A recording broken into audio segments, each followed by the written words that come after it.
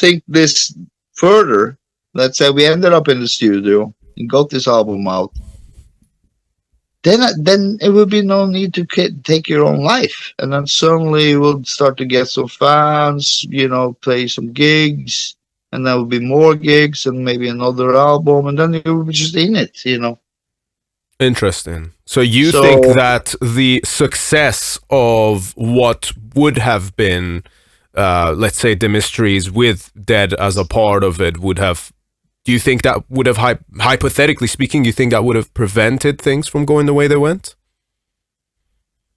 Absolutely. If that is a scenario that if you take that scenario, like Vikenes wouldn't be brought into the picture, for example, and then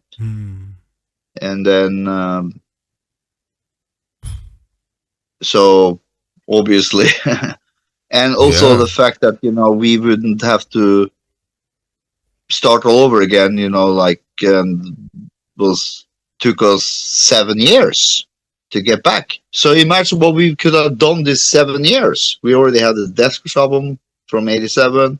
We would have the, let's say we get it out in 1991. And then, who fuck knows?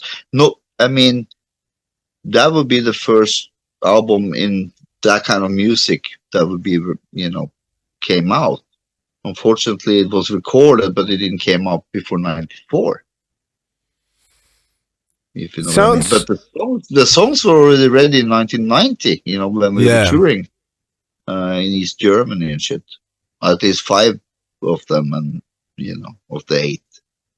Yeah. It sounds to me that, I really appreciate you sharing that. That's a very, very interesting perspective, and it's, it's quite... I have another perspective.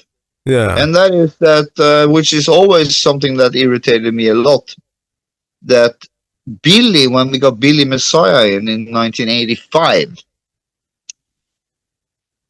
I thought to myself, like, if he hadn't left us at that point, we would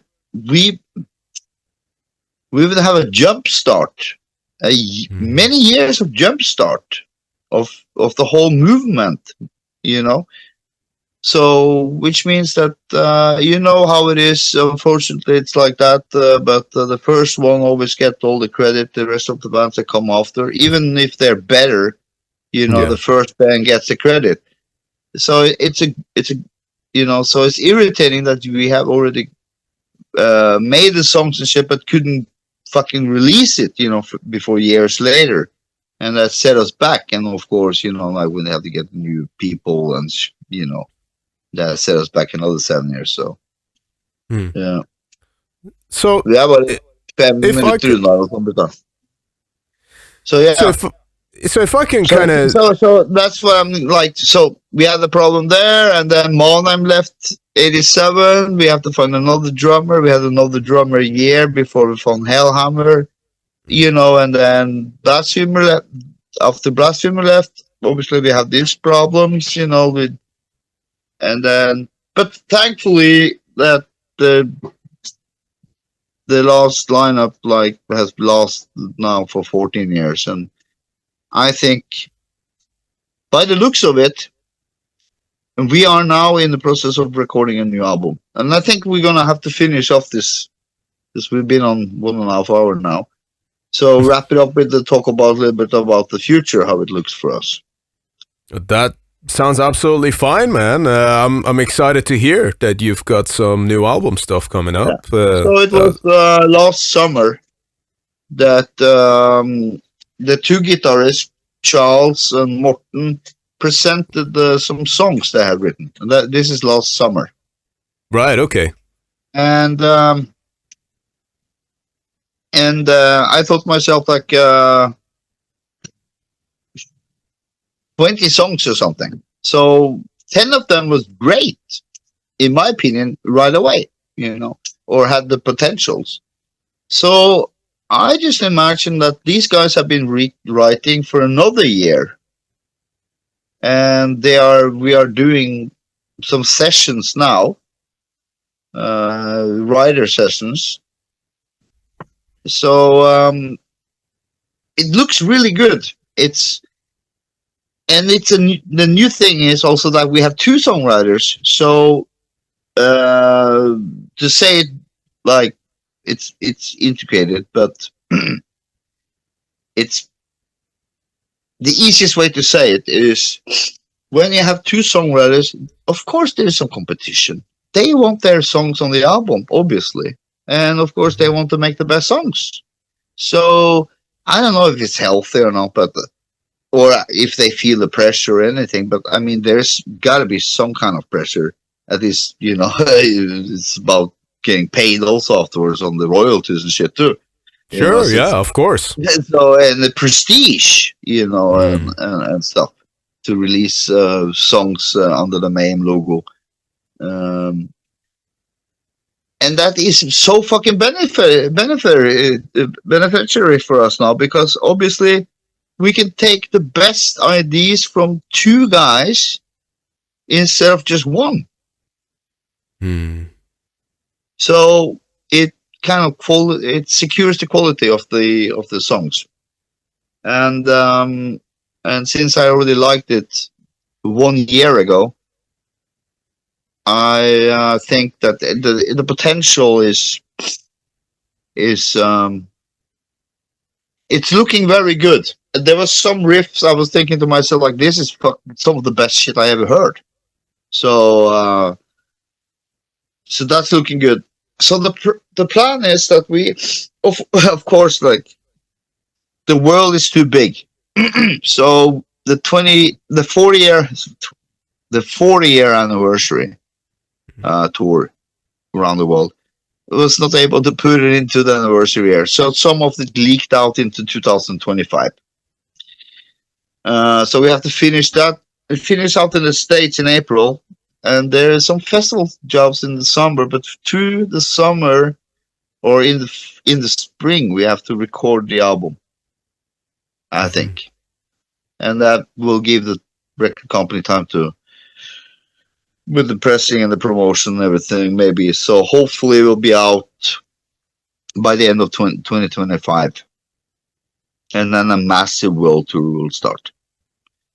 That sounds fucking excellent, man. Very, very, very excited to hear and see more of that. And yeah, of course, now you've got the 40-year anniversary shows to kind of go through and complete. It's very exciting, man. And you know what?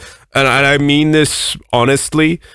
I think regardless of everything that's happened in Mayhem's past, of all the trials and tribulations and everything that you guys have been through, and of course this massive cultural landmark that you have also left behind, I am amongst those people who's very glad that you're still going, and I'm very glad that you're still kicking ass and still embracing it, man. So congratulations. I mean, that's awesome. And I'm glad that there's enough of people that feel the same as you, so we are able to do this. Actually, you know what? This is, first of all, when you play music, you play for your temporaries. Mm-hmm. And then if this music reaches different generations, it's not given, let's say, that it reaches the next generation, because your parents' music didn't reach you, their parents' music didn't reach them, if you know what I mean. Sure, yeah, I understand to an extent. So it's not given that the youngsters today will pick up on this music. It's not given at all. But now when I see it, because now I can look back 4 decades, and then now we see we have new fans coming in, just old enough to get into the concert. So every time we come somewhere, we have a new bunch of people who were not even old enough to get into the establishments now. And so that means that we have reached out to not only our temporaries and not only one generation, but maybe 2 generations behind us actually now. Mm-hmm. Maybe even 3. I don't know how many years you count the generation, but it's at least 2. So yeah, you're probably looking at 3 there at least, actually, because you've got the people who were teenagers in the 80s, and then it carries on. You've got grandkids listening to Mayhem now. Yeah. So it's there's a lot of types of music that has been popular and then has fallen and almost disappeared. Like, for example, glam rock that was big in the 80s, and then it disappeared again, Sure. But this black metal thing had, from the start in 1980, had a steady rise all the time. And now, 44 years later, it still it never tipped. It has this steady, and I don't think many other types of music have had that. And then if you look at that, I mean, just pure mathematics and it would be strange if it didn't reach the next generation. And I think that for somehow we have touched into something that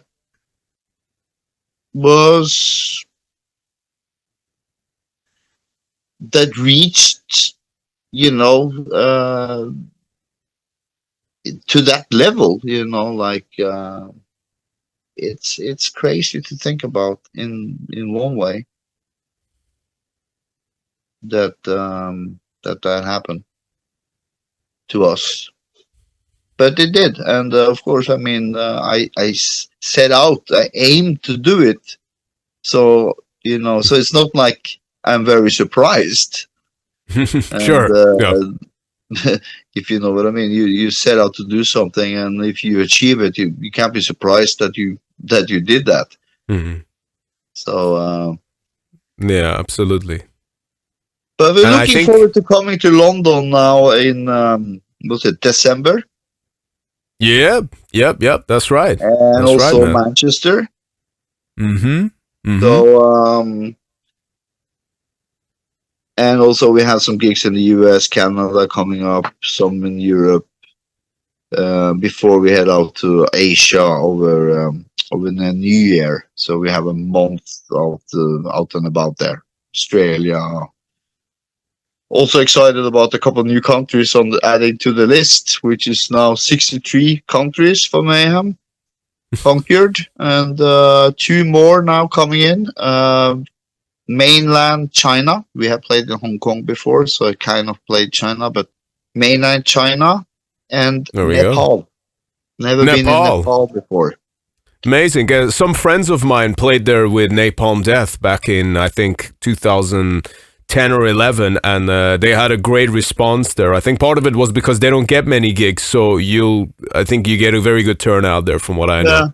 But I mean, I'm not surprised that you say that name, because it is that name. It is that band. Right. It's Rolling Stones, then it's Metallica, and then it's Napalm Death, and then it's Mayhem. All of these other bands, they arrive in the country first. For some reason, Yeah. Also, like Marduk, very surprising. Yeah. Have gotten up to 75 countries. And I thought that can't fucking be true. I met Morgan Håkonsen. I told him, like, you're bragging about this. Like, let's break it down. And by fucking jolly, he had fucking played in 75 countries. It was just like these few countries that snuck away from us. It's like very few. It's like Iceland for some reason. Of course, the small countries like Liechtenstein, Luxembourg, Andorra, Monaco.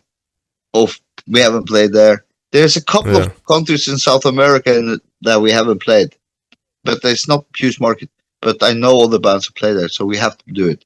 Nicaragua, Honduras, Venezuela, and one of the Caribbean countries, Dominican Republic. There is a scene there, and also Cuba. Basically, that's it. Panama, Nicaragua, did I mention that? The rest we played. The same in Asia. We only miss out now Vietnam, Philippines, Malaysia. The rest we have done. Well, except Mongolia. We had an offer to play in Mongolia. We had to turn it down, but now we know it's a festival there. So, cool. And those countries I just mentioned now, I don't expect to play in Monaco or the Vatican State, for that matter. So there will be some countries, and also, some countries who has a metal scene. We want to go there, especially if they have Mayhem fans. Enough fans to cover the expense that we get over there, the flights, and the hotels and shit, and then maybe a little fee, So, and this is what I get a kick out of these days. I'm calling it conquering the world, and there's some goals that has to be, So I'm hungry. I'm still hungry for it. So it's coming to a new country. It's like so. What is the word?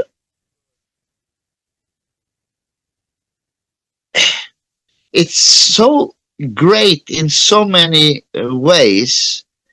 It's like for us who have been to so many places so many times, sometimes I think to myself, aren't they getting enough now? Do they really want to come back? We just been there. We got a new offer again? What the fuck's up with these people, But when you go to other countries that have never seen this before, it's the opposite way around, And we have everything to gain, We never played there, And also, there could be a surprise. Maybe that country was the best country for Mayhem. But of course, hardly likely, because there's a reason we haven't played there before, obviously. Well, now I'm going to tell you this, right? As you were telling this, and I realized one thing, because I've spoken to Morgan about a lot of the countries that obviously those guys played as well, and they've been basically like everywhere.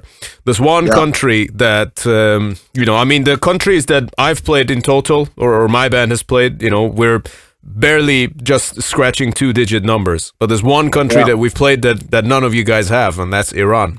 And what it also makes me think is that I've played Mayhem in Iran live before you did, but I'm sure that certainly someday, hopefully, you will finally get the chance to do that, because you will have lots and lots of people over there wanting to watch you guys. We would be I would go in a heartbeat if that was possible to play there. That would be amazing. Iran, highly educated people, modern society and everything. There's nothing that stands in the way. We have shitloads of fans there. There's millions and millions of people living there. There's absolutely no reason for us to not play there. We played in Dubai, which was great, except, Dubai. There's not so many of those cheeks walking around, into Mayhem. Actually, most of the people who came to the show was people like yourself. Yep. That had to flee their own country to come to Dubai, which is a little bit more liberated by a liberal Muslim country. So there were people from Kuwait, there was people from Saudi Arabia, there was people from Pakistan. All the nearby countries, they were coming to the concert and flew into the concert. That's right. And I think same with when you played Turkey as well. I think there was a lot of Iranians who went to those shows as well. When you played in, I think, Istanbul, maybe not too long ago, actually. Yeah. No, actually, wasn't that the story of that Nikam guy? That he went to a show in Turkey and that was it? Couldn't return? It might have been. That was... I don't know.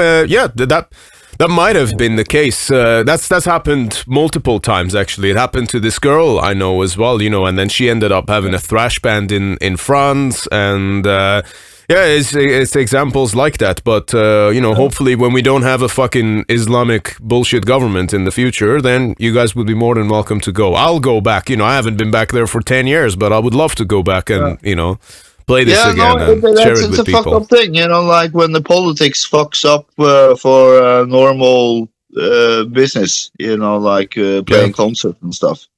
Yeah. Of course, not to say that your civilization is thousands years of, like how to say that, why is that right and not right, or yeah, sure. But how to look at it? Like, we played 63 countries, more than 75. Why the hell wouldn't Iran be one of them? If you know what I mean? Yeah, that means that they are different, right? So don't come here and say that they are not different. Of course they're different. They're different from all the other 75 countries, obviously. So it's not on us. It's like you said. But I think because of the Iranian people, and I know like they focus on educating people and stuff, that at some point there's going to be, probably not the Mayhem fans, but they're going to be there as well. All the people who are going to revolt in the end and say, why the fuck are all the people going to see Kylie Minogue or whatever? Like, why the fuck? We had it, Absolutely. And that's with everything. The books, movies, music, art, fucking... And not to talk about the women's rights and stuff. Yeah, absolutely, man. And the thing is, people are familiar with those things. Okay, Mayhem tapes, and all these things have been around for years. It's just that they can't be publicly expressed. But we will get there. We will get there, and we know. So I cross my fingers, but. There is an end in the end. So I mean, you better get your shit together. I mean, I would think, I hope to celebrate the 50th year and then go on a massive tour. But I mean, I don't know what kind of shape we're gonna be in. Yeah. Well, maybe not having 2 bottles of wine on the plane might help. But start with maybe just start with a cup of coffee and take it from there. There you go. That's it. Well, listen, man, I appreciate you so fucking much coming on the podcast here and having a chat with us. Just like I said, long-time fan, and you've shaped up a lot of what we've done. And, and I think that what you do maybe matters than sometimes you get to see it on a day-to-day basis. But best of luck with the 40-year anniversary tours. Thank you. And I look forward to seeing you all again in the UK at some point soon, if not elsewhere. Yeah. We'll come into the UK in December.